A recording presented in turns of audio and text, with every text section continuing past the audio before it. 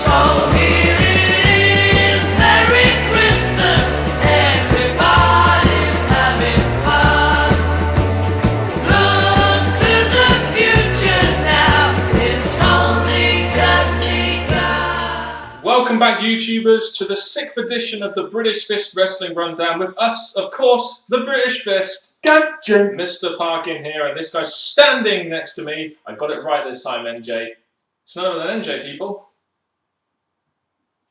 What's up? Peace. Subscribe down below, like this video, and comment down below. Almost said above, I'm just so used to it. Please make sure you contact us in the links in the description box below. So as you guys know, instead of reviewing SmackDown, we've done for the last 6 weeks now, we've been running down some wrestling topics that have come up during the week and during Raw and SmackDown, and we've got 5 topics that we want to talk to you about today. We'll go into the first one right now.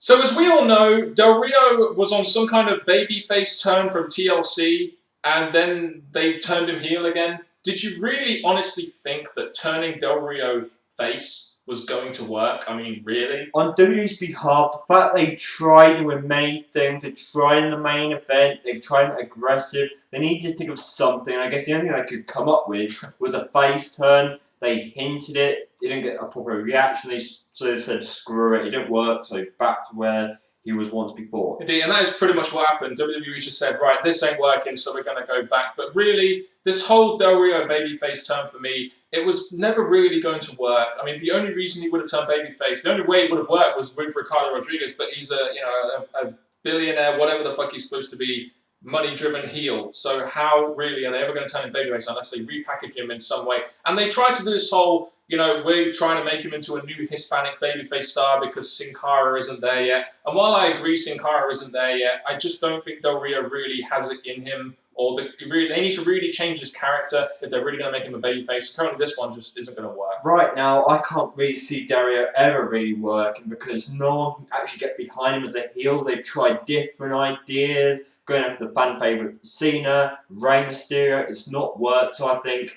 face turn, heel turn, it's not going to work. So I think he's going to be where he is right now for probably the rest of his career. It's going to take something drastic to really change the fortunes of Del Rio, isn't it? Especially after letting this Bush. But this whole babyface turn, knew it wasn't going to work. Don't know why WWE did it. Give them credit for at least trying something different and then getting right off the pot, basically, when it didn't work. They had him run over Santa on Raw, and they had him face Big Show on SmackDown, even though Big Show's a heel, and I really don't get it. It really doesn't work. I just think, to be honest, he's going to be a top heel mid-carder because in the main event, he doesn't really draw enough heat to be where he's at, in my opinion.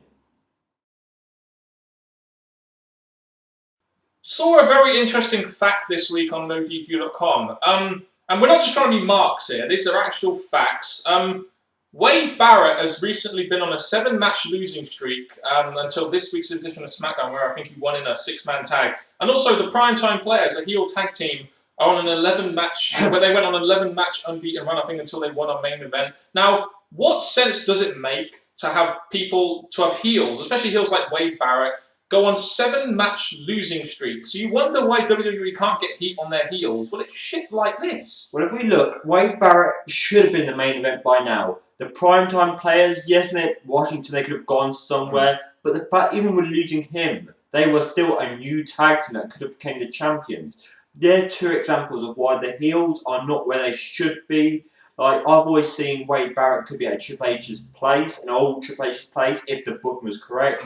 The Primetime Players, I just think, to be honest, the WWE don't seem to care about them. Yeah, and to be honest with you, we're not just trying to be marks for Wade Barrett here, but when any heel goes on a 7-match losing streak, how is he supposed to draw heel heat or anything like that? Remember when Sheamus, like you said, had that King of the Ring curse and he went on a losing streak? How the fuck are you supposed to gain any heat as a heel going on a 7-match losing streak? What the fuck sense does that make? Just bring up the Sheamus thing quickly.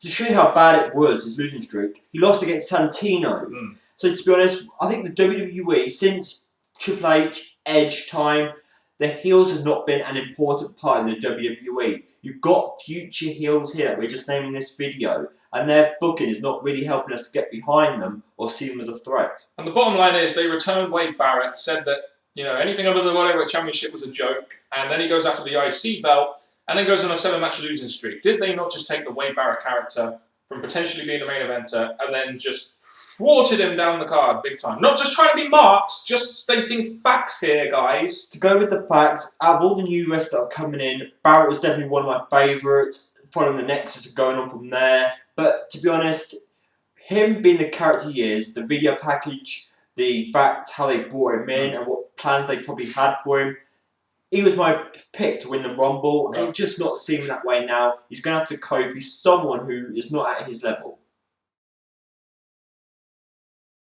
So looking back over the year 2012, we did find something positive within WWE, and that is the fact that over 2012, we have actually had an influx of new talent. And I think, to be honest with you, over 2012, that was very necessary. We were fed up with seeing the same old matches, the same old feuds. So the fact that WWE actually went in and brought new talent like The Shield, B. Langston, Cesaro, Sandow, primetime players, Ryback, Brodus Clay, is at least a positive sign for WWE going forward and trying to make at least some new stars. Because we said this at the very beginning of the year, if you can remember, this year should have been the year of younger talent rising to the top. They may not have done that, but they brought in new talent, especially from NXT, where the future stars are. So to bring them up, give them a shot.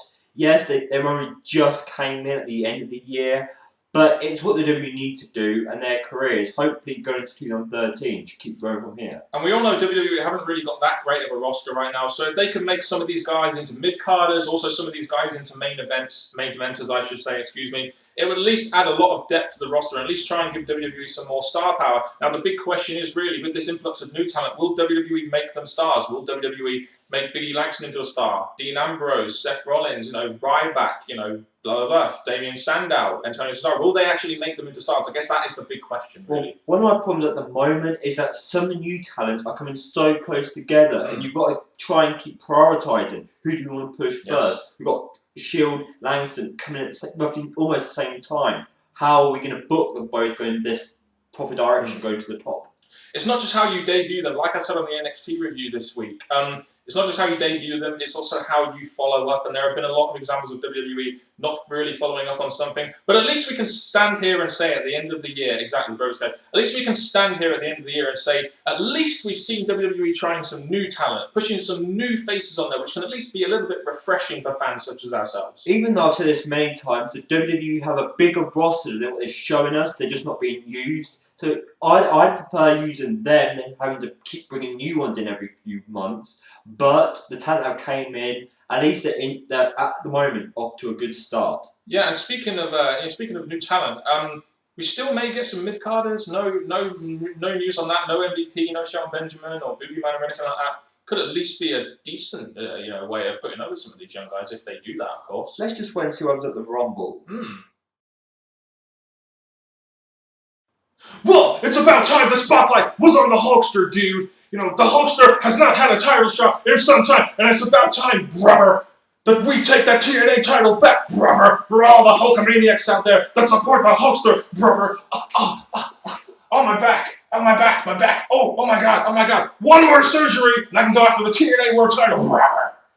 Oh my gosh, that is horrible news. It's like Sting wanted to go for the world title. They got Hogan this time, so it looks like they may be having Hogan and Aries if Aries gets the title back. And to be honest, Hogan wrestling again for the championship, yes, it'll be putting someone over, but do we really want to see someone who's the current GM at the minute fighting for the world title? I don't think this is true. I think this is just... he did actually say this, but I kind of think he's doing it just to maybe spark some interest in the old school fans or something. I don't think he's going to be going after the TNA World title, but it is interesting how Hulk Hogan comes along in an interview and says that he wants to go after the TNA World title. He wants to be a 59-year-old world champion, which, yeah, I'm not sure that many people in 2013 will want to see. Do you think this is the reason why they might be trying to set up an Aries Hogan feud, or do you reckon it's just not, this isn't going to happen? I think this is going to happen. Well, at the minute, Buddy Ray's getting involved, so it's either going to be a Buddy Ray Hogan or Hogan and Aries. But if it does go down, Aries becoming champion, challenging Hogan. We've had Sting do it with Rude, so for Hogan to do it to Aries, I guess TNA would probably come up with that idea. Yeah, only in TNA would that happen. This is the first ever time we've talked about TNA in this. We should try and introduce TNA a little bit more to these videos to add some depth. And by the way, apologies out there to all the Hogan fans for the terrible impression of the Hulkster that I just made. I think it has been very well known by a lot of people in the YWC and a lot of casual wrestling fans out there that the ratings for WWE lately have been very bad. Not just that, but TNA's ratings have gone down a lot over the time, which to me shows us how the wrestling business is really in decline right now. And I saw this report on NoDQ.com this year for the month of November, the business month of November. That this time last year, and I'm reading this off NoDQ.com. Last year at this time, Raw was averaging a 3.12 rating with 4.48 million viewers. This year, the show is averaging a 2.78 rating and 4 million viewers, about a 10.9% drop in ratings and a 10.7% drop in total audience. Last year at the same time, SmackDown was averaging a 2.05 rating with Daniel Bryan as champion, with 3.01 million viewers. This year is averaging a 1.18 with 2.67 million viewers, about an 8.3% ratings drop and 11.3% drop in audience. It's amazing to see how in 1 year, the audience for WWE has dropped by 10 to 11%, really, isn't it? From November to last November. The fact that someone found this out and gave it to us for us to talk about, I think it is pretty sad how SmackDown you expect it to eventually happen, not this bad. Raw, yes, you can name a whole list like we have done in past videos of why it's happening, but it is a real shame because the WWE are meant to be, hopefully she'll stay at the 3 level at least, but sadly it's not been the case. I mean, you'd expect Raw to stay at the 3 level. The 3-hour Raws, I don't think are helping. The general feel around the product right now, I mean, we're not watching Raw or SmackDown live right now, so the general feeling is that Raw is just very missable, and I think SmackDown has gotten like that, and it just shows you how bad, in my opinion, the product has kind of got over time. Not just because smarks like us come on here and say, oh, the shows are bad, the booking is not bad, but quite evidently, the casual fans out there are telling us as well that the product isn't good. By the ratings going down 10.7% and the drop of 10.9% and the drop in audience being 10.7%. Even though there are many YWC members who are dropping out doing reviews because of the exact reasons, there are still people supporting this. Right. But yes, I'm glad there are still fans that are supporting the WWE like I try to do, like Dan tries to do sometimes. But as the ratings show us, WWE itself as a company is not doing as good as it should be. Yeah, and it's exactly the same for TNA as well. The ratings have declined a lot. So we can't even say it's specifically WWE. It's also TNA as well. And even though I think TNA's product has been much better from WWE, it's very clear to me that the fact that WWE's ratings are declining is also having a direct effect on TNA's ratings as well. And the general interest in wrestling right now is just not at a point. We're at a point in time where I think something desperately needs to change about wrestling, about the presentation. Just something needs to change about the wrestling business, which is going to get the mainstream back on it again. Here's a crazy thought I've just had now. Let's say TNA have these low ratings, WWE get low ratings. If they're at the same level, almost at the same level, why not have WWE, not to buy the company out, just have TNA versus WWE. Because they're both low ratings, not like saying, oh, but WWE is so supreme, because they're not compared to ratings. Well, it is 2 rating points above, so A little bit. I don't know anyway. Yeah, so the WWE's declining ratings. Give us your thoughts. We're just reading facts here off NoDQ.com. Give us your opinions in the comment section below. God, that CM Punk DVD was awesome, wasn't it, NJ? It was indeed. It was, and that has been it from another British Fist Wrestling Rundown with us, the British Fist. Ka-ching! Just about reach each other there. Leave us your thoughts on the topics we've talked about, all 5 topics, down in the comment section below. And now I'm going to pass you over all this air here to NJ. Till next time, YouTubers, thank you very much for watching. Hopefully, till next time, NJ's not just going to pop out and go blah, but till next time, YouTubers, Blah. goodbye. It's only just begun.